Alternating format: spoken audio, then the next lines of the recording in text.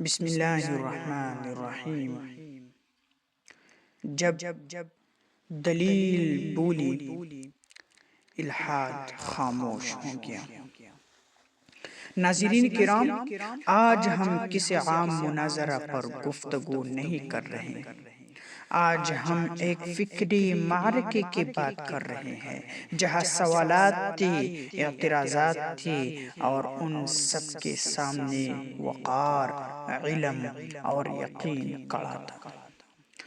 حال ہی میں انڈیا کی سرزمین پر ایک مناظرہ ہوا، ایک طرف الحاد کی آواز اور دوسری طرف ایمان کی دلیل، اور اس مناظرہ میں جو شخصیت پوری اطمینان، صبر اور علمی وقار کے ساتھ کھڑے نظر آئی وہ تھے مولانا مفتی شمائل ندوی صاحب۔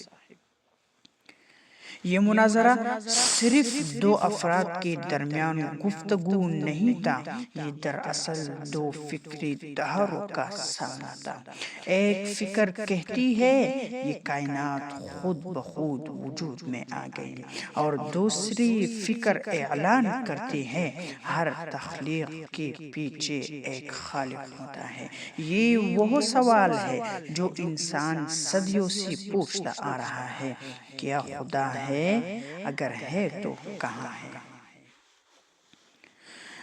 مفتی شمائل ندوی صاحب نے اس مناظرہ میں جو انداز اختیار کیا وہ چیخ و پکار کا نہیں تھا، وہ جذباتی نعرہ بازی نہیں تھی، بلکہ وہ تھا دلائل کی زبان، فلسفے کی وضاحت، منطق کی شفافیت۔ انہوں نے یہ بات واضح کر دی کہ یہ کائنات اتفاق نہیں بلکہ یہ ایک منظم ارادہ ہے۔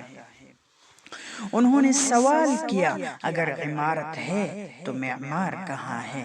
اگر نظم ہے تو ناظم کون ہے؟ اگر قانون ہے تو قانون دینے والا کون ہے؟ یہ وہ سوالات تھے جن پر خاموشی چھا گئی، اور یہی خاموشی دراصل دلیل کی جیت ہوتی ہے۔ الحاد اکثر یہ کہتا ہے اگر خدا ہے تو دنیا میں ظلم کیوں ہے، لیکن یہ سوال خدا کے وجود کا انکار نہیں بلکہ انسان کے اختیار کا اعتراف ہے۔ مفتی شمائل ندوی صاحب نے نہایت وقار سے یہ نکتہ واضح کیا کہ ظلم انسان کرتا ہے، جواب دہی خدا کے سامنے ہوگی، دنیا امتحان ہے انجام نہیں۔ یہ وہ مقام تھا جہاں اعتراض دلیل کے سامنے ٹھہر نہ سکا۔ اسلام کبھی جذبات سے نہیں لڑتا، اسلام دلیل سے بات کرتا ہے۔ یہ مناظرہ اس بات کا زندہ ثبوت تھا کہ اسلام سوال سے نہیں ڈرتا، اسلام عقل کو قید نہیں کرتا، اسلام انسان کو سوچنے کی دعوت دیتا ہے۔ قرآن کریم اعلان کرتا ہے افلا تعقلون، افلا تتفکرون، اور یہی دعوت اس مناظرہ میں عملی صورت میں نظر آئی۔ ہم دل کی گہرائیوں سے مفتی شمائل ندوی صاحب کو مبارکباد پیش کرتے ہیں، ان کی صبر پر، ان کی علم پر، ان کی وقار پر اور اسلام کی نمائندہ بن کر کھڑے ہونے پر۔ انہوں نے یہ ثابت کر دیا کہ حق کو شور کی ضرورت نہیں ہوتی، حق خود بدلتا ہے، حق خود بولتا ہے۔